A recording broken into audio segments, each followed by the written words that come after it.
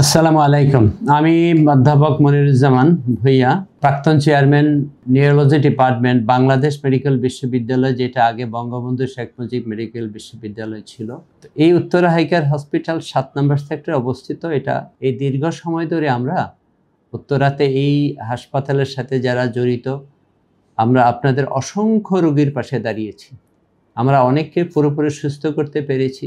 আসলে সুস্থতা নির্ভর করে আল্লাহ পাকের ইচ্ছার উপর। মানুষ চেষ্টা করে, কিন্তু সুস্থতা, শেফা, এটা আল্লাহ পাকের পক্ষ থেকে আসে।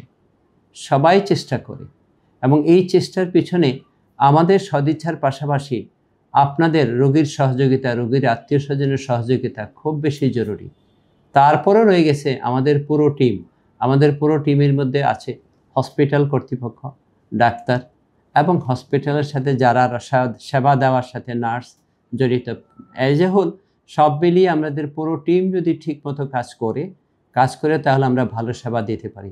আমি আশা করছি উত্তরাতে অন্যান্য হাসপাতালের তুলনায় আমাদের এই হাসপাতালের সেবার পরিমাপ যদি করা হয়, অন্তত প্রথম 5টার মধ্যে আমরা আছি। এবং আমরা সামনেই আরও আমাদের বিভিন্ন উইং এখন খোলা হয়েছে। কার্ডিওলজির জন্য ইন্টারভেনশন, আমরা এখানে অ্যাঞ্জিওগ্রাম থেকে স্টেন্টিং, রিং, কয়েলিং এগুলো হচ্ছে। তারপরে নিউরোলজির জন্য আমরা এখানে কঠিন যে নিউরোসার্জারি, বড় বড় অপারেশন, এগুলো আমাদের ঢাকা মেডিকেল কলেজে নিউরোসার্জারি যে বিভাগীয় প্রধান, উনি আমাদের এখানে বসেন।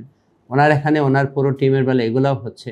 নিউরোলজির বেলায় আমার আন্ডারে যে সমস্ত রোগীগুলো ভর্তি হচ্ছে, স্ট্রোক, ল ব্যাক পেইন, মাথা ব্যথা, অন্যান্য মেনিনজাইটিস, অন্যান্য এনকেফালাইটিস যে রোগীগুলো হচ্ছে, আমি পিজিতে বা বিএসএমইতে অথবা আমাদের আগের পথে আমরা যেরকম সেবা দিতাম, ওয়ার্ড এবং আইসি সব কিছু মিলে আমরা এটা দেওয়ার চেষ্টা করছি।